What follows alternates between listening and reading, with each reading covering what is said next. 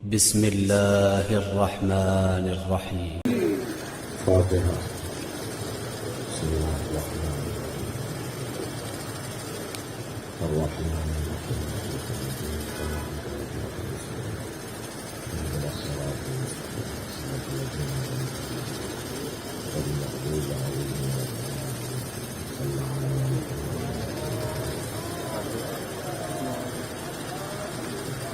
أعوذ بالله من الشيطان الرجيم. بسم الله الرحمن الرحيم. الحمد لله الذي لا يبلغ مدحته القائلون ولا يحصي نعماءه العبدون ولا يعدي حقه المجتهدون الذي ليس لصفته حد محدود ولا نعت موجود ولا وقت معدود ولا أجل ممدود فطر الخلائق بقدرته ونشر الرياح برحمته. الصلاة والسلام على الرسول المسدد المصطفى الأمجد المحمود الأحمد سيدنا ومولانا ومولى الكونين جد الحسن والحسين علي بالقاسم محمد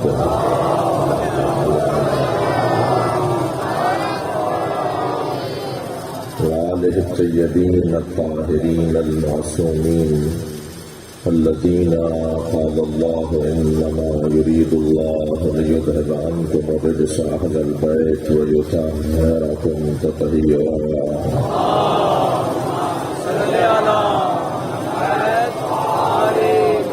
ولعنة الله على أعدائهم أجمعين من يوم عداوتهم إلى قيام يوم الدين. أما بعد، قال الحكيم في القرآن الكريم: بسم الله الرحمن الرحيم. ومن حاجك فيه من بعد ما جاءك من العلم فقل تعالوا ندعو أبناءنا وأبناءكم ونساءنا ونساءكم وأنفسنا وأنفسكم ثم نبتهل فنجعل لعنة الله على الكاذبين. صلوات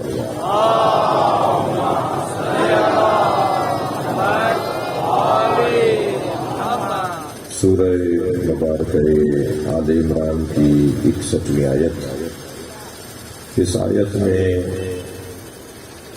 ایک معاشرتی مسئلے کو بیان کیا گیا ہے، نبی کی عظمت کو بیان کیا گیا ہے، اللہ کی سنت کو بیان کیا گیا ہے، پنجتن کی فضیلت کو بیان کیا گیا ہے اور پنجتن کے مقابلے میں آنے والوں کی لعنت کو بیان کیا گیا ہے. یہ آیت قرآن مجید کی ایک روشن آیت ہے جو عنوان رکھتی ہے پنجتن کی عظمت کا. میں آپ مجلسیں اس لیے کرتے ہیں کہ قرآن کی آیتوں کو پڑھیں اور اپنی محبتوں میں ہر مجلس کے بعد کچھ اضافہ سا محسوس کریں. ہمارا جو تعلق اللہ رسول اور اللہ کے رسول کے گھرانے سے ہے، اس میں ہر مجلس کے بعد بہتری محسوس ہو تو سمجھیے کہ مجلس سے واپس آئے. اور اگر اسی جگہ پر ہیں کہ جہاں پچھلی مجلس میں تھے تو شاید روایت تو ادا ہوئی ہے لیکن عبادت ادا نہیں ہوئی. ہمیں ان مجلسوں کے ذریعے سے اپنے قرب میں اضافہ کرنا ہے اور الحمدللہ ایسا ہی ہوتا ہے، ایسا ہی ہو رہا ہے. یہ آیت جہاں اہل بیت کی عظمت کی آیت ہے، وہاں اللہ کا اہل بیت کے ساتھ کتنا گہرا تعلق ہے اسے بھی بتا رہا ہے. اللہ اہل بیت کو کتنا چاہتا ہے. یہ میرے بچوں اور جوانوں کے ذہن میں رہے کہ کوئی کام بھی بغیر مقصد کے نہیں ہوتا. آپ گھر سے چلے تو کسی غرض سے چلے ہوں گے، فلاں چیز خریدنے گئے، فلاں چیز دینے گئے، فلاں چیز لینے گئے، فلاں سے ملنے گئے، مجلس میں آ رہے ہیں، نماز پڑھنے جا رہے ہیں، حج کرنے جا رہے ہیں. کوئی ہمارا کام ایسا نہیں ہے جو بغیر مقصد کے ہو. بغیر مقصد کے کوئی کام نہیں ہے، اور اس مقصد کو فلسفے میں علت غائی کہتے ہیں۔ ہر کام کا ایک مقصد نہائی ہے، اور اس مقصد نہائی یا مقصد غائی تک پہنچنے کے لیے بھی کچھ مقصد ہیں۔ وہ جتنے بھی مقصد رستے میں آتے ہیں وہ مقصد تو کہلاتے ہیں، مگر مقصد غائی نہیں کہلاتے ہیں۔ مثال کے طور پر آپ کو مشہد مقدس سے امام رضا کی زیارت کے لیے جانا ہے، تو یہ آپ کا مقصد غائی ہے، مقصد نہائی ہے، یہ آپ کا آخری مقصد ہے۔ مگر امام رضا کی زیارت کے لیے جانے کے لیے، زیارت تک جانے کے لیے آپ کو ویزا لگوانا پڑے گا، آپ کو ٹکٹ خریدنا پڑے گا، ٹکٹ لے کے ایئرپورٹ تک یا بس اڈے تک جانا پڑے گا، بس میں بیٹھنا پڑے گا، اور پھر بس آپ کو ایک جگہ اتارے گی تو وہاں سے ایک اور سواری کو دینا پڑے گا۔ یہ جو مسلسل آپ ایک منزل سے دوسری منزل میں داخل ہو رہے ہیں، یہ ایک آخری مقصد تک پہنچنے کے راستے ہیں۔ توجہ چاہوں گا، یعنی مثلا میں اپنی بات کو اور اس طرح سے روشن کروں کہ اگر آپ مشہد جا رہے ہیں امام رضا کی زیارت کو، تو اس تک پہنچنے کے لیے جو آپ نے 4 منزلیں لی ہیں، 4 مثلا رستوں کو اپنایا ہے، ان سب میں کیوں کیوں کیوں کیوں تو پوچھا جائے گا، مگر جو آخری مقصد ہوگا اس میں کیوں نہیں پوچھا جائے گا۔ مثال دے رہا ہوں میں، صاحبان دقت بیٹھے ہوئے ہیں، مثلا اسی مثال پر رہتے ہیں کہ مشہد جانا مقصد ہے، تو آپ کو کوئی پوچھے جب آپ ٹکٹ خریدنے گئے ہوں کہ آپ کہاں جا رہے ہیں، تو آپ کہیں گے ٹکٹ خریدنے جا رہا ہوں، تو وہ پوچھ سکتا ہے کہ ٹکٹ کیوں خرید رہے ہیں، تو آپ جواب دیں گے تاکہ جہاز میں بیٹھ سکوں یا بس میں بیٹھ سکوں، تو وہ پوچھ سکتا ہے کہ بس میں کیوں بیٹھنا چاہتے ہیں، تو آپ جواب دیں گے تاکہ تہران یا نجف اتر سکوں، مثلا اگر مشہد جا رہے ہیں تو تہران یا مثلا مشہد اتر سکوں، تو کہے گا جی مشہد کیوں جانا چاہتے ہیں، تو آپ کہیں گے تاکہ امام رضا کی زیارت کر سکوں، مگر اب نہیں پوچھا جائے گا کہ زیارت کیوں کرنا چاہتا ہے۔ بس جہاں سوالات کا سلسلہ رک جائے وہی مقصد ہوا کرتا ہے۔ ذرا صلوات پڑھیں محمد والے۔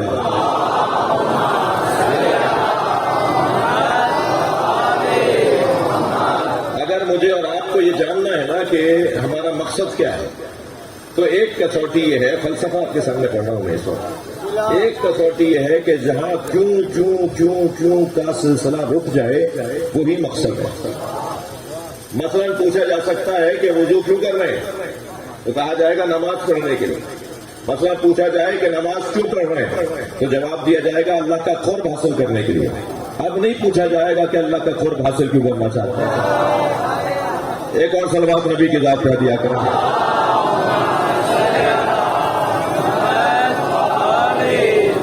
چاہوں گا عزیزان گرامی، میری اور آپ کی قسمت اتنی حسین ہے کہ جس پر جتنا شکر کیا جائے کم ہے۔ ہم سے پوچھا جائے گا کہ کہاں جا رہے ہو، معلوم ہوا کہ جی امام بارگاہ جا رہا ہوں۔ امام بارگاہ کیوں جا رہے ہو؟ اس لیے کہ مجلس سننے جا رہا ہوں۔ مجلس کیوں سننے جا رہے ہو؟ تاکہ علی کا قرب نصیب ہو۔ اب سوال نہیں ہوگا کہ علی کا قرب کیوں پانا چاہتے ہو۔ وہ میری اور آپ کی زندگی کا ایک مقصد نہائی ہے۔ جب مقصد صلوات پڑھ لیں اور نبی کی ذات پر،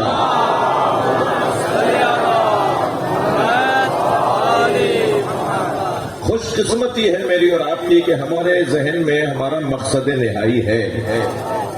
ہم مولا علی فرماتے ہیں کہ یا طالب علم بنو، جی یا طالب علم بنو یا معلم بنو، مکھی مچھروں کی طرح نہ رہو جو روزانہ جگہ بدلتے ہیں، جو روزانہ گھر بدلتے ہیں، جو روزانہ در بدلتے ہو۔ میں توجہ چاہوں گا اس جملے پر، روزانہ نظریہ بدلنے والا علی کی نگاہوں میں مچھر مکھی سے کم نہیں۔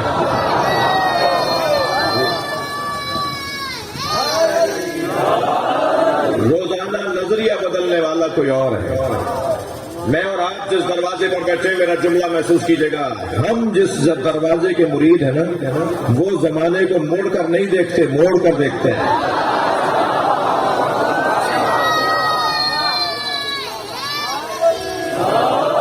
حالات کو اپنے حق حالات میں تبدیل کرنا ہنر ہے، حالات سے تبدیل ہو جانا ہنر نہیں ہے۔ ناراض نہ ہوئیے گا، کچھ باتیں کرنے جا رہا ہوں۔ حالات سے متاثر ہو کر زندگی گزارنا ہنر نہیں ہے، حالات کو متاثر کرنا ہنر ہے۔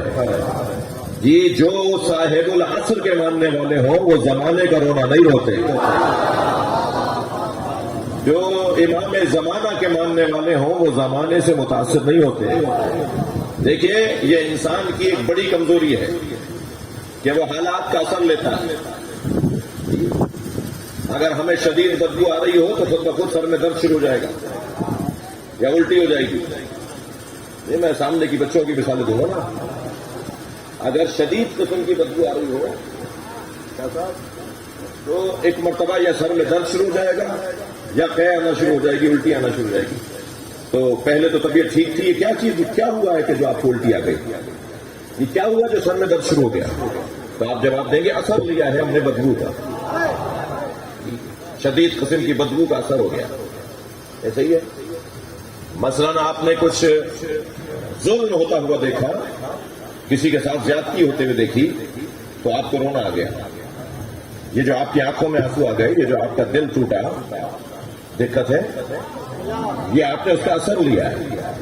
ہم پتھر کے تو ہے نہیں، اثر تو لیں گے، اثر تو لیں گے۔ یہ جو ہم مجلس سے کر رہے ہیں نا، یہ جو ہم عزاداری کر رہے ہیں، میرے بچوں جوانوں فلسفہ آزاد کو سمجھنے کی کوشش کرو۔ یہ ہم روایتوں کو ادا نہیں کر رہے، یہ ہم عادتوں کے مطابق نہیں بیٹھے، یہ معاذ اللہ ہم تفریح کے لیے نہیں آئے۔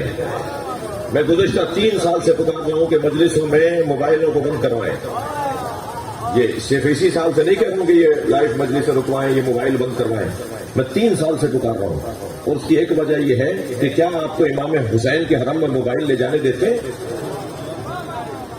کیا آپ کو امام رضا کے حرم میں موبائل لے جانے دیتے؟ جی، شہباز قلندر رحمۃ اللہ علیہ کے مزار پر جو بے ادبی ہو رہی ہے اس کا ایک بڑا سبب موبائل ہے۔ سیلفیاں کھنچ رہی ہیں، تصویریں بنائی جا رہی ہیں، بے ادبی کا ماحول ہے، بے بدتمیزی کا ماحول ہے۔ مگر کربلا میں، نجف میں، مشہد میں آپ کو موبائل لے کر نہیں جانے دیتے۔ کیوں نہیں لے جانے دیتے؟ اس لیے لے جانے نہیں دیتے کہ اس سے ایک ماحول بنتا ہے، وہ تفریح کا ماحول ہے۔ یہ مجلس ہے، ہم تفریح کرنے نہیں آئے ہیں، یہ ادب کی جگہ ہے، یہ تہذیب کی جگہ ہے، یہ روحانیت کی جگہ ہے، یہ معنویت کی جگہ ہے۔ یہاں ہم چاہیں تو ہمارے برابر میں کوئی اللہ کا ولی ہو سکتا ہے، ورنہ وہ اٹھ کے چلا جائے گا۔ وہ اللہ کا ولی جو آیا ہوا فرشتہ جسے آنا تھا مجلس میں، وہ دیکھے گا یہ مجلس نہیں ہو رہی، کون روکے گا اسے؟ بانی روکیں گے۔ کون روکے گا اسے؟ آپ برابر والے روکیں گے۔ تفریح نہ ہونے پائے مجلس ادا، ادب احترام کے ساتھ سر جھکا کر، وضو کر کے، جوتیاں اتار کے۔ یہ اپنے مہنگے مہنگے موبائل ہمیں نہیں دکھاؤ،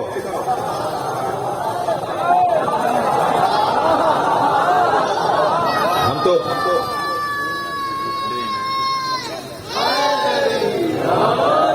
سب مجلس میں جوتیاں اتار کے بیٹھے ہیں۔ جملہ تکراری ہے، ہم سب مجلس میں جوتیاں اتار کر بیٹھے ہیں۔ مولا علی نے جوتیوں کا نام دنیا رکھا ہے، ہم اپنی دنیا چھوڑ کر آئے۔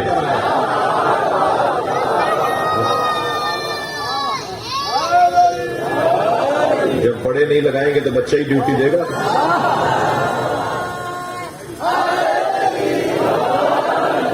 وہ کہہ رہا ہے کہ بڑے لگا نہیں رہے تو مجھے موقع مل گیا۔ ایک سلوات اور پڑھیں گے۔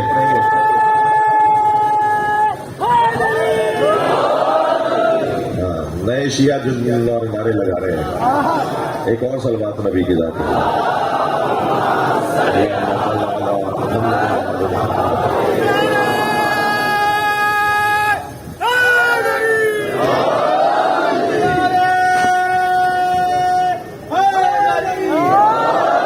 توجہ ہے آپ حضرات کی؟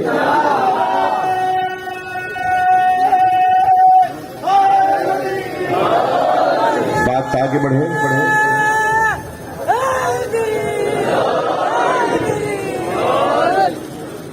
ویسے تو اگر 1 گھنٹے تک نعرے ہی لگتے رہے،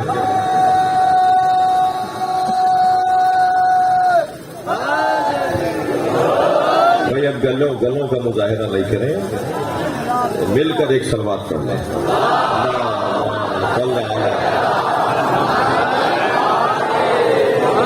آپ اس سے اچھی صلوات پڑھ سکتے ہیں.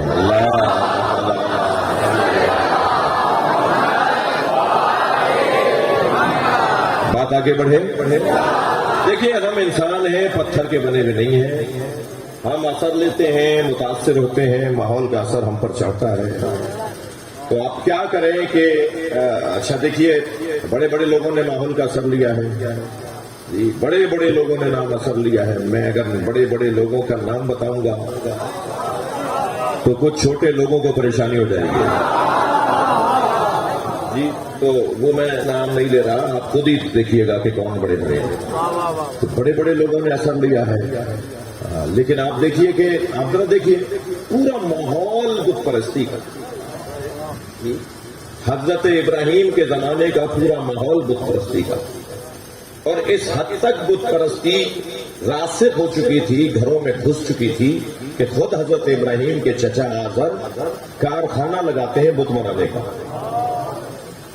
اور حضرت ابراہیم نے جا کر جب بت خانے میں چھوٹے چھوٹے بت توڑ دیے اور ایک بڑے بت کے گلے میں کلہاڑی لٹکا دی, اور جب لوگوں نے آ کر دیکھا کہ صاحب کسی کی آنکھ پھوٹی ہوئی ہے, تو کسی بت کا کان کٹا ہوا ہے, کسی بت کا جو ہے پیر ٹوٹا ہوا ہے, کسی بت کی جو ہے مثال کے طور پر منہ بگاڑا ہوا ہے, اور ایک بڑے بت کے گلے میں کلہاڑی اور وہ سالے میں, تو ان سب نے کہا یہ ابراہیم نے کیا. اور ایسے ہی تھا, حضرت ابراہیم نے کیا تھا. اور جب بلا لیا انہیں کہ ابراہیم تم نے کیا ہے, تو حضرت نے فرمایا اسی نے کیا ہوگا جس کے گلے میں کلہاڑی لٹکی ہے. تو حضرت ابراہیم نے جیسے یہ کہا نا تو فوراً کہنے لگے وہ تو ناک پہ بیٹھی ہوئی مکھی بھی نہیں جل سکتا. تو یہی حضرت ابراہیم کہلوانا بھی چاہتے تھے. جیسے ہی حضرت ابراہیم نے کہا نا کہ وہ ناک پہ بیٹھی مکھی نہیں جل سکتا, تو جیسے ہی انہوں نے کہا کہ یہ ناک پہ بیٹھی مکھی نہیں جل سکتا, تو حضرت ابراہیم نے فرمایا کہ میں یہی تو میں سمجھا رہا ہوں, وہ پھر تمہارا خالق اور رازق کیسے ہے جو اتنا بھی اپنا دفاع نہیں کر سکتا, تو وہ تمہیں کیسے پاؤں گا. تو بات تو عقل میں اتر گئی تھی, مگر عزیزان گرامی یہ انسان کی پرانی کمزوری ہے کہ عقل کچھ کہتی ہے, نفس کچھ کہتا ہے. عقل کہتی ہے کہ یہ کرو, اور نفس کہتا ہے کہ یہ کرو. تو ان کی عقل نے تو مان لیا تھا کہ ابراہیم کی بات صحیح ہے, مگر عادتیں نہیں مان رہی تھی جی. عادتیں عربی زبان میں نشئی کو معتاد کہتے ہیں. جو چرس پیتا ہے نا, جو مثال کے طور پر بھنگ پیتا ہے جی, وہاں بولا آپ نے کسی نے, جو چرس پیتا ہے, جو بھنگ پیتا ہے, جو نشہ کرتا ہے, اسے عربی میں معتاد کہتے ہیں, یعنی عادتوں کا مانا. معتاد کہتے ہیں جو عادتوں کے آگے مجبور ہو جائے. میرے ساتھ ایک بھائی تھے کہ جو کچھ دن پہلے شیعہ ہو گئے تھے, تو جب نماز میں کھڑے ہوئے تو ہم نے عادتاً ہاتھ چھوڑ دیے, اور وہاں کیونکہ باندھے ہوئے لوگ بھی تھے تو انہوں نے عادتاً باندھ لیے. آدھی رکعت میں انہیں یاد آیا کہ ہاتھ مجھے کھولنے, تو پھر کھول بھی دیا. البتہ کچھ ایسے بھی لوگ ہوتے ہیں وہ کہتے ہیں جی اتحاد بین المسلمین رہنا چاہیے. تو میں نے کہا جی اتحاد کیسے ہوگا؟ کہنے لگے ایک کھول دیتے ہیں ایک چھوڑ دیتے ہیں, ایک ہاتھ باندھ لیتے ہیں اور ایک ہاتھ چھوڑ دیتے ہیں, یہ اتحاد بین المسلمین ہے. تو بعض اوقات اتحاد کے نام پہ نہ یہ رہیں گے نہ وہ رہیں گے. ایک صاحب کا تو بڑا اچھا جملہ ہے, میں ممبر پہ بیٹھا ہوں, بڑا سنبھل کے بول رہا ہوں. ایک کہنے لگے کہ نہ سنی نہ رہو گے, نہ شیعہ رہو گے, سنی ہو جاؤ گے. ایک تیسری چیز تو نہیں بھائی, اپنی جو تعلیمات ہیں انہیں اپنے باقی رکھو, محفوظ رکھو, اور دوسروں کی باتوں کو, دوسروں کی توہین نہ کرو. کمال تو یہی ہے نا کہ آپ 10,000 اہل سنت بھی ہوں تب بھی ہاتھ کھول کے دکھائیں. میں یہ بات بار بار کر رہا ہوں اور جان بوجھ کے کر رہا ہوں. ابھی پچھلے دنوں 5-6 بڑی شخصیات بیٹھی تھی جی, وزراء, سفراء, بڑی پاکستان کے اس وقت کے لوگ بیٹھے تھے, ہر دوسرا بندہ وزیر تھا. تو وہاں انہوں نے ایک نے آواز دی کہ جی آپ کا جو جملہ ہم سب سن چکے ہیں, یہ جو فلاں صاحب بیٹھے ہیں یہ شیعہ ہیں, مگر میرے ساتھ ایک جگہ گئے تو وہاں میں نے تو ہاتھ کھولے جیسے میں کھولتا ہوں, اور انہوں نے باندھ لیے. تو میں نے کہا جی تم نے باندھ کیوں لیے؟ تو کہنے لگے کیا کروں، دائیں بائیں بڑے لمبے لمبے لوگ کھڑے تھے، میں ہاتھ نہ باندھتا تو سلوات پڑھنے ذرا محمد والا۔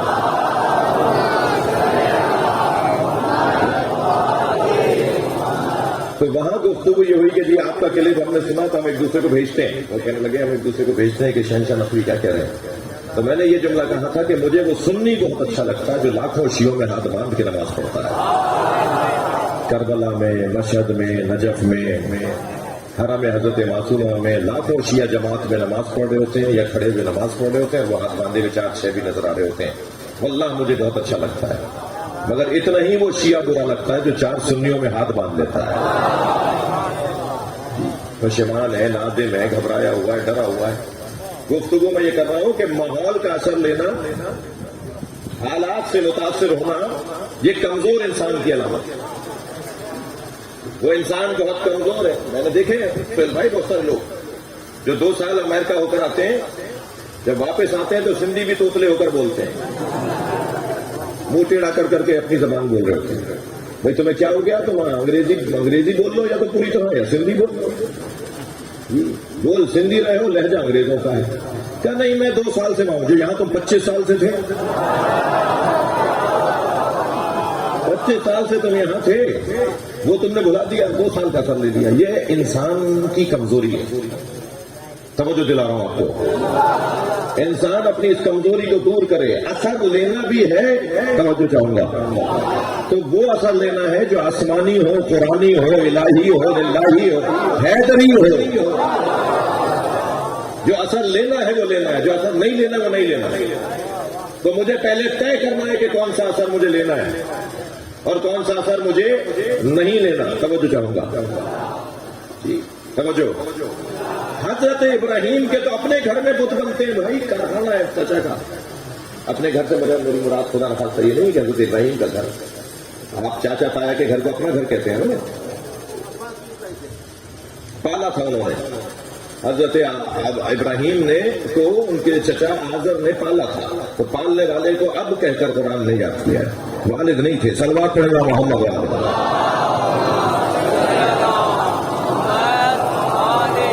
تو میرا سوال یہ ہے کہ حضرت ابراہیم کے تو اپنے گھر میں، اپنے گھر سے مراد وہی ہے بھائی جو میں نے لیا ہے، بت بنتے تھے، کارخانہ بت سازی تھا، مگر حضرت ابراہیم نے کارخانے میں جا کے بت توڑ دیے۔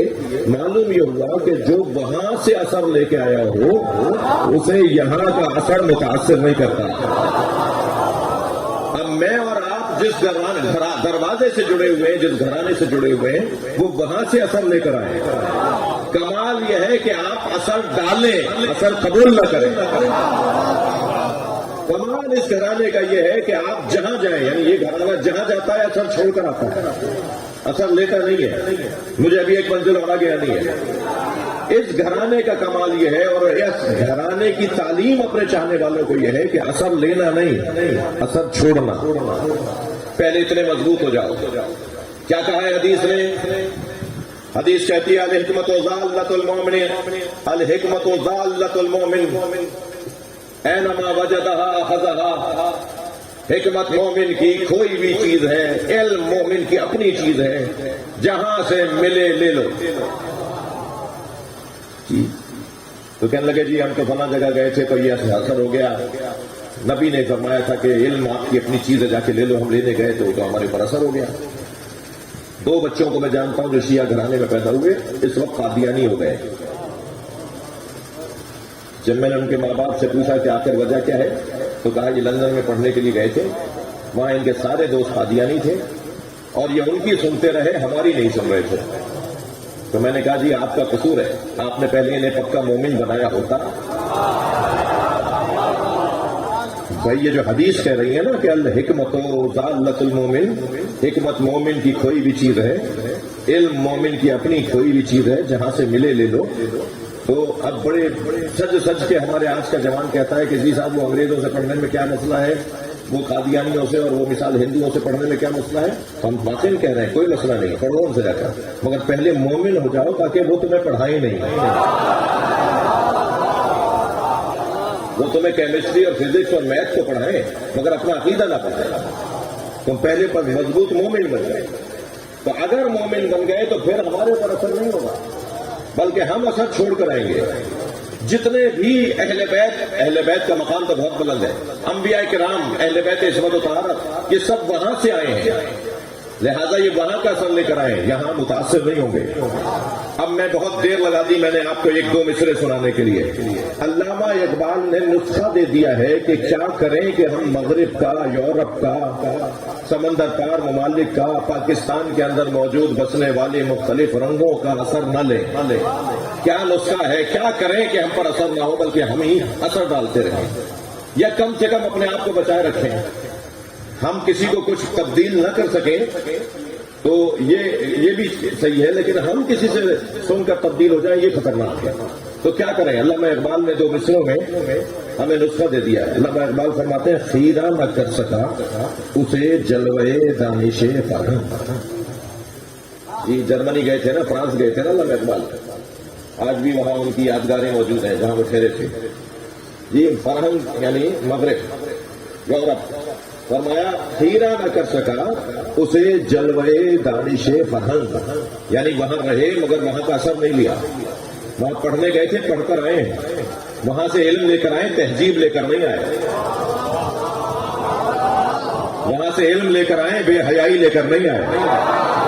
وہاں سے علم لے کر آئے ہیں، حیوانیت لے کر نہیں آئے۔ وہاں سے علم لے کر آئے ہیں، وہاں اس کا وہ جو اختلاط والا نظام ہے نا، کہ یہ پتہ ہی نہیں ہے کہ بیوی کون ہے، یہ پتہ ہی نہیں ہے۔ بچوں کی شادیاں ہو رہی ہوتی ہیں تو ماں باپ کہتے ہیں اپنی بھی شادی کر لیتے ہیں۔ یہ بے حیائی کی حدیں ہیں۔ جی علامہ اقبال فرماتے ہیں، دیکھیں نسخہ علامہ اقبال کا، خیرہ نہ کر سکا اسے جلوے دانش فرہنگ۔ تھکے تو نہیں ہے؟ علامہ اقبال، خیرہ نہ کر سکا اسے جلوے دانش فرہنگ، سرما ہے جس کی آنکھ کا خاک مدینہ ہو نجف۔ صلوات پڑھیں محمد و آل محمد۔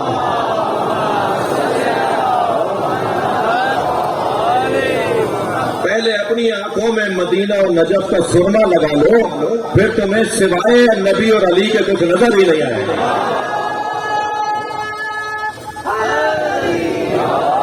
بلند تر صلوات محمد و آل محمد۔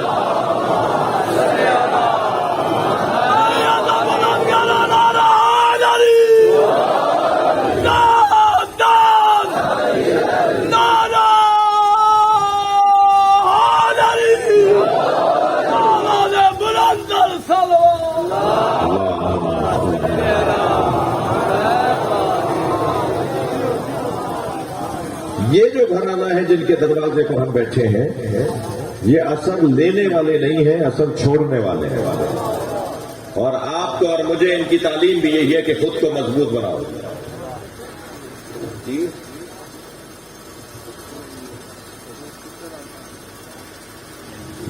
دل کر رہا ہے کہ آپ کو ایک منزل اور آگے بڑھاؤں۔ سرمے طور لگا دیدے تر پیدا کر۔ سرمے طور لگا، شعر سننا چاہتے ہیں؟ سرمے طور لگا، کوہ طور کا سرما لگاؤ بھائی۔ سرمے طور لگا دیدے تر پیدا کر، شوق دیدار اگر ہے تو نظر پیدا کر۔ اور زینے ممبر شبیر سے بڑھ کر کیا ہے؟ اسے اونچی کرسی نہیں ہے، یہ فلاں وزیر بننا چاہتے ہیں، فلاں یہ کرنا چاہتے ہیں، چھوٹے لوگوں کی چھوٹی باتیں۔ وزیر اعظم سے ملے، صدر سے ملے، وزراء ان کے گھر آتے ہیں، گورنر ان کا احترام کرتے ہیں، تم جل جل کے اسی بات پہ مر جاؤ۔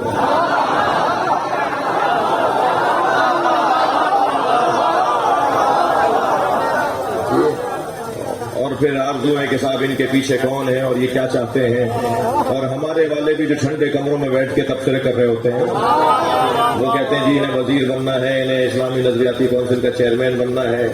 تو میں انہیں جواب دے رہا ہوں کہ زینے ممبر شبیر سے بڑھ کر کیا ہے؟ جہاں بیٹھا ہوں اسے اونچی کرسی نہیں ہے۔ زینے ممبر شبیر سے بڑھ کر کیا ہے؟ مل گیا تجھ کو شرف، اس پہ نہ شر پیدا کر۔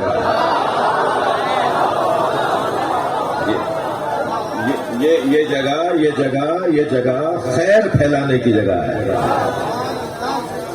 कसरत से मजलिस पढ़ने वाला आपका नौकर है। ये जो आपके सामने आपका नौकर बैठा है, थोड़ा सा पीछे हो जाओ, मैं इन दोस्तों की ज़ियारत करूँ। कसरत से शाह साहब, कसरत से मजलिस पढ़ने वाला ये आपका नौकर है। मैं सोचता था कभी, और आज मंजर ही कुछ और है। हजारों की तादाद में तकरीरें यूट्यूब के ऊपर डली हुई हैं, और 50 बल्कि सैकड़ों तकरीरें तो हमने रोकी हुई है कि नहीं डालो, ये हजम नहीं होंगी। जिन्होंने कच्ची पक्की नहीं पढ़ी वो मैट्रिक की बातें नहीं समझ पाएंगे, तो ये अलहदा। लेकिन जो डल गई है वो हजारों की तादाद में। मैं थकता नहीं हूं सुन्नियों को भाई कह अखलाकियात के पैगामात, तहजीब के पैगामात, इस्लाह माशरा के पैगामात, ये इंसानियत के फरोग के पैगामात, और सिर्फ तकरीरें नहीं करता। अल्हम्दुलिल्लाह 16 फलाही इदारे चला रहा हूं पाकिस्तान में।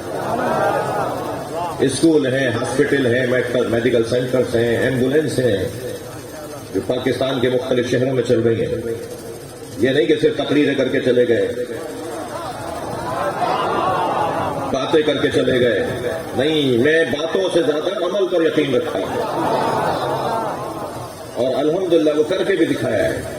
वो जो हजारों की तादाद में वो जो भी हमसे मौला ने काम लिया, नौकर हैं इनको, हमें तनख्वाह कहीं मिलनी है, हमारी तनख्वाह कहीं जमा हो रही है। हमारी सबसे बड़ी तनख्वाह ये होगी कि महशर में हुसैन कहे कि मेरा नौकर आ रहा है। महशर में मौला अली कहे से बुला लो, ये मेरा नौकर है। महशर में सैयदा फरमाए ये मेरी औलाद है। इससे बढ़कर हमारी कोई तनख्वाह ही नहीं है जी। न्याज नजर को तय करना अपने ऊपर हराम समझता हूं। मैं दावत दे रहा हूं, चैलेंज कर रहा हूं, दुनिया का कोई भी शख्स आकर सामने खड़ा हो कि उससे मैंने न्याज तय की हो, किसी मजलिस की न्याज तय की हो, किसी से मैंने कहा हो कि मैं मजलिस पढ़ने के इतने पैसे लूंगा। ये मेरे कोऑर्डिनेटर तशरीफ फरमा है जनाब सुहेल रजा साहब,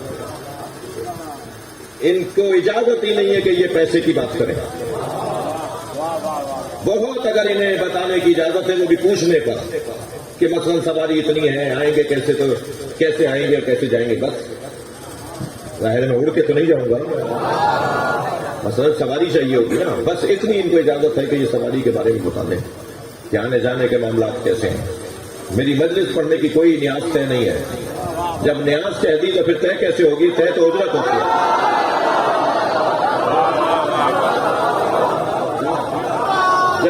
जब न्याज कह दी तो तय नहीं होगी ना, फिर तो उजरत तय होती है जी, तनख्वाह तय होती है, उजरत तय होती है। अगर मैंने इस दुनिया में उजरत अपनी ले ली, तनख्वाह अपनी तय कर ली, तो फिर सैयदा से क्या मांगूंगा? अल्हम्दुलिल्लाह इस पाकिस्तान में अब से 10 साल पहले सिंध का हाल तो बहुत अरसे से अच्छा है जी, बल्कि हमेशा से सिंध का हाल अच्छा है। यहाँ शाह अब्दुल लतीफ भिटाई के मुरीद रहते हैं, यहाँ कलंदर शहबाज के चाहने वाले रहते हैं, यहाँ औलिया इलाही के मानने वाले रहते हैं।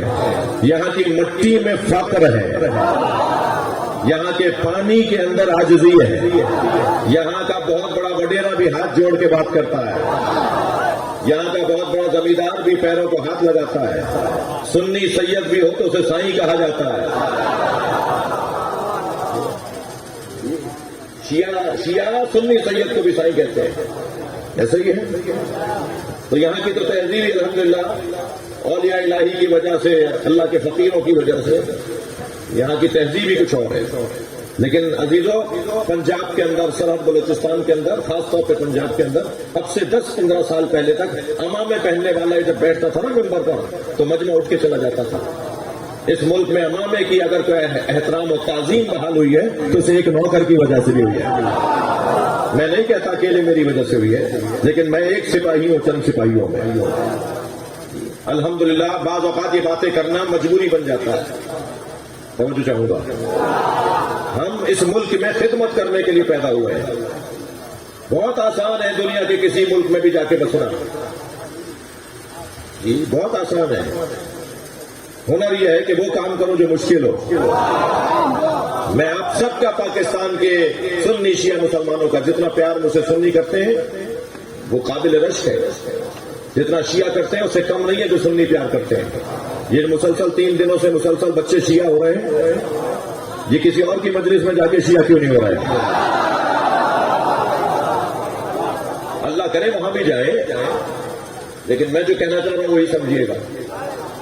ایک سبب یہ سنی بچے جو یہاں آ کر روزانہ شیعہ ہو رہے ہیں، پہلے دن ایک ہوا، دوسرے دن 2 ہوئے، کل 2 ہوئے، اور کتنے ہی تھے کہ جو بیٹھے رہے اور کہا جی ہم کھڑے نہیں ہوں گے مگر کلمہ علی اور اللہ پڑھیں گے. ہم کھڑے ہو کر نہیں بولیں گے مگر ہم ہونا چاہتے ہیں. اور مسلسل پیغام آ رہے ہیں، مسلسل پیغام آ رہے ہیں. بلکہ ہمارے ایک بھائی نے پتہ نہیں یہاں ہے یا نہیں، وہ تو فرما رہے تھے کہ میں 10 سال پہلے شیعہ ہوا تھا، کاش میں کل ہوا ہوتا.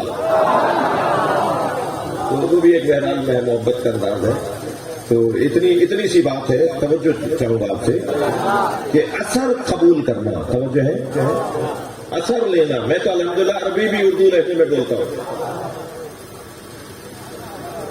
فارسی بھی میں اردو لہجے میں بولتا ہوں، تاکہ بتاؤں کہ میں پاکستانی ہوں. اپنی شناخت کے ساتھ جینا ہنر ہے. سرمئے طور لگا دیدہ تر پیدا کر، شوق دیدار اگر ہے تو نظر پیدا کر. توجہ ہے. مل زینہ منبر شبیر سے بڑھ کر کیا ہے، مل گیا تجھ کو شرف، اس پہ نہ شر پیدا کر. اور ہر چمک دیکھ کے رک جانا کہاں اچھا ہے. نہیں، یہ دوسرا مصرع ایسے نہیں سناؤں گا، تھوڑی توجہ بڑھائیں گے. ہر چمک دیکھ کے رک جانا کہاں اچھا ہے، خود کو مضبوط بنا، شمس و قمر پیدا کر.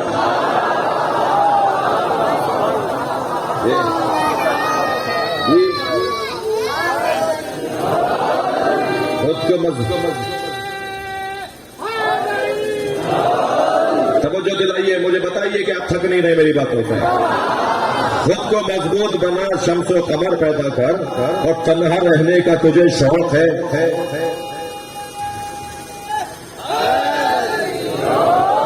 تنہا رہنے کا تجھے شوق ہے، مسلم کیوں کر، شارع عام پہ چل، یار صدر پیدا کر. یہ کون سا کمال ہوا کہ خود وہاں چلے گئے؟ کمال تو یہ ہے کہ وہاں والوں کو یہاں لاؤ. یہ کون سا کارنامہ ہوا کہ اثر لے لیا؟ کمال تو یہ ہے کہ اثر ڈالو، اثر ڈالو ان کے اوپر. اور اثر ایسے ہی نہیں ڈلتا. کل ان دونوں جوانوں جو شیعہ ہوئے تھے، ان دونوں جوانوں نے بڑا حسین جملہ کہا. انہوں نے کہا کہ میں نے کہا بھائی شیعوں کی وجہ سے شیعہ نہ ہونا، ہمارا حال اچھا نہیں ہے. ناراض ہو رہے ہیں آپ مجھ سے؟ میں نے کہا بھائی ہماری وجہ سے تو شیعہ نہیں ہو رہے، کیونکہ ہماری وجہ سے شیعہ ہوگے تو کل پلٹ بھی جاؤ گے. ہمارا تو حال بہت اچھا نہیں ہے. جی کس وجہ سے شیعہ ہو رہے ہو؟ تو بڑا حسین جملہ کہا، مجھے اس وقت نظر نہیں آ رہا بچہ ہوگا کہیں رش کی وجہ سے، مجھے نظر نہیں آ رہا. تو اس نے بڑا اچھا جملہ کہا. اس نے کہا مودت اہل بیت اور صبر حسین، ان 2 باتوں کی وجہ سے ہم شیعہ ہو رہے ہیں. جی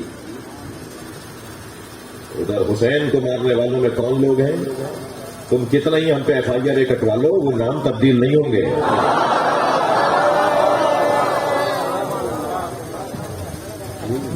نام تو وہی رہیں گے جنہوں نے مارا ہے. جب نام پکارو گے نا تو بلدیت بھی بتانی پڑے گی. تمہارے FIR کٹوانے سے یزید کا باپ بدلے گا نہیں.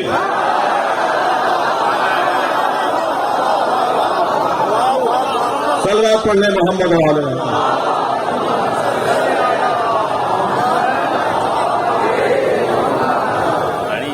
عجیب ماجرا ہے. صلوات پڑھنے ذرا محمد علیہ.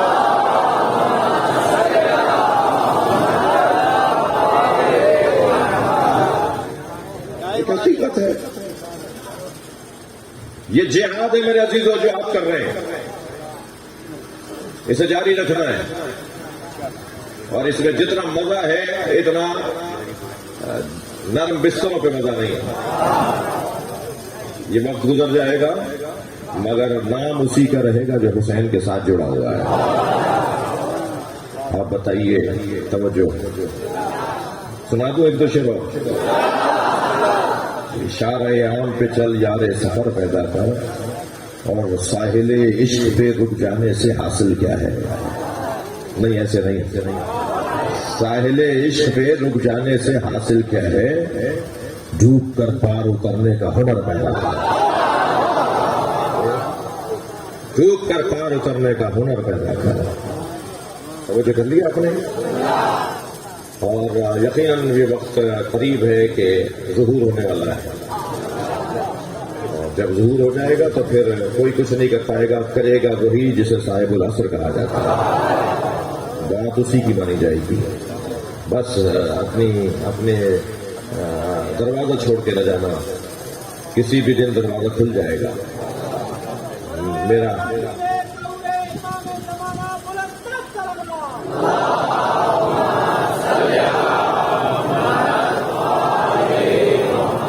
میرا کام، آپ کا کام دروازہ بجاتے رہنا ہے۔ دروازہ جب کھلے گا جب اللہ چاہے گا، اور وہ جو اندر ہے نا وہ بھی آنا چاہتا ہے، اور شاید مجھ سے اور آپ سے زیادہ وہ آنا چاہتا ہے۔ وہ اپنے ظہور کے لیے ہم سے زیادہ مستعد ہے۔ شاعر کہتا ہے میں ان کی دید کا طالب، وہ حکم خالق کے، ہم ان کی دید کے طالب، وہ حکم خالق کے، مزہ ہے دونوں طرف انتظار ہوتا ہے۔ جو حکم الہی کے انتظار میں ہیں، اور بہت جلد جب آئیں گے تو ہم پرسہ انہیں حسین کا دیں گے۔ جی چلیے اپنے ذہنوں کو ذرا کربلا لے چلیے۔ شب جمعہ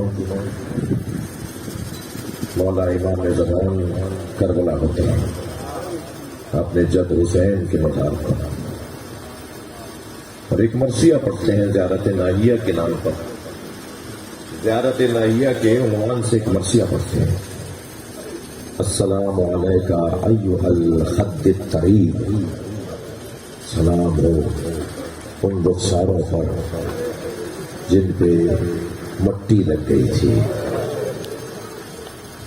جب بہن آئی تھی نا بھائی کے لاشے پر۔ میرے حصے کی ہے آج آخری مجلس ہے، خمسہ میرا مکمل ہو رہا ہے۔ جو رونے آئے ہیں وہ تکلف کر کے نہ روئیں، خاص طور پر روتے ہوئے جب آپ کا چہرہ بگڑتا ہے نا تو یہ بگڑا ہوا چہرہ زہرا کو اچھا رکھتا ہے۔ اصل پرسہ تو سیدہ کو دینا ہے۔ حسین کی ماں کو جناب زہرا کو دعوت دیں، بی بی ایک نگاہ اس مجلس پہ عنایت فرما دیں، یہ سب آپ کے بچے کے عزدار بیٹھے ہیں۔ اجرکم اللہ، اجرکم اللہ۔ جب بہن آئی ہے نا بھائی کے لاشے پر تو بہن زینب سے لاشا پہچانا نہیں گیا، لاشے کے گھر چکر کاٹتی رہیں، کبھی پائنتی آتی ہیں کبھی سرہنے آتی ہیں۔ امام سجاد نے پوچھا پھوپھی اماں کیا دیکھ رہی ہیں؟ فرمایا سالم جگہ ڈھونڈ رہی ہوں جہاں بوسہ دے سکتا۔ اجرکم اللہ، اجرکم اللہ۔ حق ہے بلند آواز سے رونا۔ میں جوانوں سے کہوں گا کہ تمہیں رونا نہ آ رہا ہو تو اللہ سے آنسو مانگو آج۔ یہ جو ایک قطرہ آنسو کا ہے نا یہ ہماری قبر میں بہت کام آئے گا۔ اور پھر لاشے پہ کوئی جگہ سالم نظر نہ آئی تو میری بیوی نے کٹی ہوئی گردن کا بوسہ دیا، اور پھر کربلا سے مدینہ رخ کیا اور کہا صلی اللہ علیہ یا رسول اللہ ملیک السماء، اے اللہ کے رسول، اے نانا آپ پر آسمان کے فرشتے سلام کرتے ہیں۔ حاضر حسین، یہ ہے آپ کا حسین مرمل بالجماع، جو خاک و خون میں غلطان ہو گیا، مصلوب الامن متوردا، جس کا ماما اتار کے لے گئے، جس کی آبا اتار کر لے گئے۔ نانا یہ ہے بچہ جس کو آپ گود میں اٹھاتے تھے، یہی حسین ہے جسے آپ گوشت پر بٹھاتے تھے۔ ابھی کہتے ہیں نانا آپ کے بچے کو مار دیا، آپ کی بیٹی کے سر سے چادر اتار دیا۔ یہ ہے آپ کی امت، یہ ہے جو کلمہ پڑھتے ہیں آپ کے۔ اجرکم اللہ، اجرکم اللہ، تھکیں گے نہیں۔ آیت اللہ نظر منفرد قصہ کربلا میں لکھتے ہیں کہ ایک یزیدی لشکر کا سپاہی وہ خیمے لٹ رہے تھے تو لوٹنے کے لیے آیا، تو اسے کسی خیمے میں لوٹنے کو کوئی چیز نہیں ملی، تو ایک لوٹ کے لے جانے والے سپاہی کے ہاتھ میں بہت کچھ تھا، تو اس کو آواز دے کر کہا کچھ ہے کہیں جو میں بھی اٹھا لوں؟ تو اس نے کہا حسین کا لاشا لوٹا جا رہا ہے۔ وہ کہتا ہے کہ میں دوڑتا ہوا مقتل میں آیا جہاں حسین گرے ہوئے تھے تاکہ حسین کے بدن سے کچھ چیز اتار لوں. تو کہتا ہے وہاں بھی مجھے پہنچنے میں دیر ہو گئی. کوئی امامہ لے جا چکا تھا, کوئی ابا لے جا چکا تھا, کسی نے نالے اتار لی تھی, تلوار کوئی لے گیا تھا. حسین کے بدن پہ کچھ بچا نہیں تھا. میں نے دیکھا ایک پھٹا ہوا کرتا ہے جو حسین کے بدن پر, جگہ جگہ سے کرتا پھٹا ہوا ہے. میں نے سوچا کہ یہ کرتا اتاروں گا تو اس کی کوئی قیمت نہیں ملے گی, پھٹے ہوئے کرتے کی مجھے قیمت کیا ملے گی. کہتا ہے میں حسین کا بدن چھوڑ کے جانے لگا. تھکیں گے نہیں عزیزانو, بڑا سخت میں آپ کو ایک مقتل کا منظر دکھانا چاہ رہا ہوں جو کتابوں میں لکھا ہوا ہے. وہ کہتا ہے کہ میں حسین کا بدن چھوڑ کے جا رہا تھا کہ اس پھٹے ہوئے کرتے کی تو کوئی قیمت نہیں ملے گی, کہ اچانک میری توجہ ہوئی کہ حسین نے کرتا روکنے کے لیے کمر میں پٹکا باندھا ہوا, کمر میں حسین نے پٹکا باندھا ہوا ہے. تو کہتا ہے میں نے اسے غور سے دیکھا تو مجھے اندازہ ہوا کہ اس پٹکے کی قیمت ملے گی. کہتا ہے میں بیٹھ گیا حسین کے بدن پر, حسین کے بدن کے برابر میں. تو حسین نے اس پٹکے کو روکنے کے لیے باندھ کر 2 گرہیں لگائی ہوئی تھی. کہتا ہے میں نے پہلی گرہ کھولنا چاہی تو حسین کا ہاتھ اٹھنے لگا. کہتا ہے مجھے تعجب ہونے لگا کہ حسین کے ہاتھ میں حرکت ہو رہی ہے. ایک مرتبہ وہ ہاتھ اٹھا اور گرہ پر آ کر رکھ لیا حسین. کہتا ہے میں نے مکمل طاقت لگائی کہ حسین کا ہاتھ ہٹاؤں, مگر مجھ سے حسین کا ہاتھ ہٹتا نہیں تھا. بڑا سخت جملہ سنانے جا رہا ہوں, اللہ کرے ہمارے مولا حسین مجھ سے راضی ہو, جناب زہرا مجھے معاف کریں گی. کہ کہتا ہے میں نے پوری طاقت سے حسین کا ہاتھ ہٹانا چاہا مگر ہاتھ ہٹتا نہیں تھا, تو میں نے خنجر نکال کے حسین کا ہاتھ کاٹ دیا. میں رونے والوں سے پوچھوں زینب نے کیسے دیکھا؟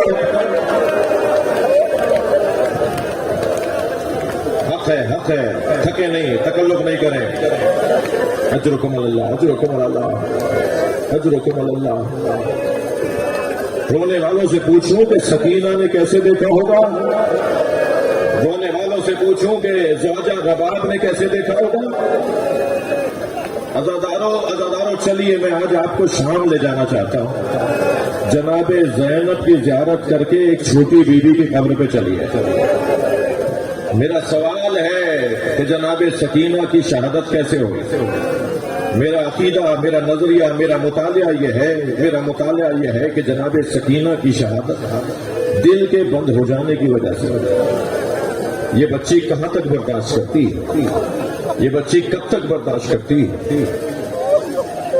آپ کے گھروں میں 4 سال کی کوئی بچی ہے, آپ کے عزیزوں میں کوئی بچی ہے, ذرا کچھ دیر کے لیے تصور وہاں میں جائیے. جو اتنی کم سن بچی ہوتی ہے نا, کبھی ماں کی گود میں جاتی ہے, کبھی بابا کی گود میں جاتی ہے. یہ بچی جو 4 سال کی بچی ہے یہ کب تک برداشت کرتی. جی جناب سکینہ کو تماچا مارا گیا, جناب سکینہ کے دامن میں آگ لگی. جب امام حسین کا سر دیکھتی تھی نا تو کہتی تھی بابا میرے گوشوارے کھینچ لیے, میرے کانوں کا درد نہیں جاتا, بابا میرے دامن میں آگ لگی, مجھے تماچے مارتے ہیں. یہ بچی کہاں تک برداشت کرتی. آخر زندان شام میں آدھی رات کو سوتے سوتے اٹھی. میں نے ایک جملہ کہہ دیا, نہیں معلوم آپ نے اسے برداشت کیا, سمجھا, سنا. اس بچی کا سونا کیا تھا, مگر جس کیفیت میں تھی ایک مرتبہ اٹھی. کبھی زندان کے اس کونے میں بابا آئے تھے, کبھی اس کونے میں پھوپھی اماں میرے بابا آئے ہوئے تھے, کبھی جناب رباب کا آواز دے کر کہتی ہیں بابا مجھ سے باتیں کر رہے تھے, ابھی تو میرے بابا یہاں تھے, میرے بابا کہاں چلے گئے. اور پھر آوازیں دینے لگی بابا مجھے لے جاؤ, بابا مجھے اپنے ساتھ لے جاؤ. جناب سکینہ کے رونے کی آواز جب زندان سے دربار تک گئی نا تو یزید نے کہا یہ حسین کی بچی کیوں رو رہی ہے. بتایا اپنے بابا کو خواب میں دیکھا ہے اور بابا کو یاد کر کے رو رہی ہے. تو کہنے لگا حسین کا سر بھیج دو. اب زندان شام میں امام حسین کا سر لایا گیا. جیسے ہی رومال ہٹایا گیا نا تو بی بی نے دیکھ کر کہا بھیا سید سجاد یہ کس کا سر ہے. اندھیرا تھا, چراغ رکھے ہوئے تھے. امام نے فرمایا بابا حسین کا سر ہے. سنیں گے ذرا. تو سر کو گود میں اٹھا کے ہاتھوں میں اٹھا کر کہا بابا یہ آپ کے چہرے پہ کس کا خون ہے. بابا یہ آپ کی رگیں کس نے کاٹی ہیں. تھکے نہیں ہے ذرا, آوازوں کو آزاد کریں, گھٹ کے نہیں رویا کریں, آوازوں سے رویا کریں. ایسے رویا کریں جیسے آپ کے گھر میں جنازہ اٹھ رہا ہو, جیسے کسی میت جوان کی میت پہ مار ہو رہی ہوتی ہے. مجھے تعجب ہو رہا ہے آپ آوازوں کو دبا کیوں رہے ہیں. گریہ بہت کر رہے ہیں مگر آوازیں نہیں آ رہی۔ امام جعفر صادق فرماتے ہیں جب تم بلند آواز سے روتے ہو ہمارے عمل کو زندہ کر رہے ہو۔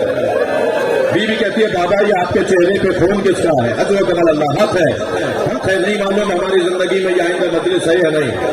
بابا یہ آپ کے چہرے پہ کس کا خون ہے؟ بابا یہ آپ کی پیشانی پہ کس نے پتھر مارا؟ بابا یہ آپ کی لگیں کس نے کاٹی؟ اور پھر کہنے لگی بابا مجھ سے بھی تو پوچھئے میرے گوشت والے چھن لی، بابا مجھے تماچے مارتے۔ اجرکم اللہ، اجرکم اللہ۔ میری بیوی نے لبوں پہ لب رکھ دیے، امام حسین کے رخسار کا بوسہ لینے لگی اور منہ پہ منہ رکھ کر بیوی خاموش ہو کر بیٹھ گئی۔ ابھی کچھ دیر گزری تھی کہ امام سجاد نے آواز دی پھوپھی زینب اما رباب کو سنبھالیے۔ بیویوں نے زینب بیوی نے جناب سکینہ کی ماں کو سنبھالا۔ امام سجاد قریب آئے، نبض پر ہاتھ رکھا، آواز دی انا للہ و انا الیہ راجعون۔ کسی نے مدینے میں اجر و کمال اللہ، کسی نے مدینے میں پوچھا تھا امام سجاد سے مولا آپ کی عمر تو اتنی نہیں ہے، یہ بڑھاپا کیسا ہے، یہ بال سفید کیسے ہیں، یہ کمر آپ کی کیوں چھوٹ گئی؟ تو امام نے فرمایا بہن کے جنازے نے بوڑھا کر دیا، وہ سکینہ کا ننھا سا جنازہ۔ بس مجلس مکمل ہو گئی، غسالہ کو بلایا گیا تو غسالہ روتی بھی باہر آئی اور امام سجاد کے سامنے بیٹھ کے کہنے لگی آپ کی بہن کو کیا بیماری تھی؟ امام نے فرمایا میری بہن کو کوئی بیماری نہیں تھی، کہا جب میں نے کرتا علیحدہ کیا تو بدن پہ نیلے نیلے نشان۔ امام کی آنکھوں میں آنسو آ گئے، میری بہن کو تازیہ نے مارے گا۔ سکینہ پہ ظلم کیا گیا، حسین کی چھوٹی سی بچی زندان شام میں مر گئی، ماں بچی کا جنازہ دیکھ،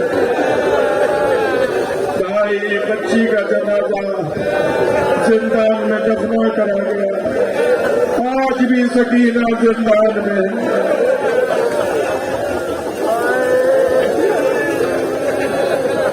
لعنة الله على قوم الظالمين فسيعلم الذين ظلموا أي منقلب ينقلبون۔ یا اللہ ان آوازوں کو رحمت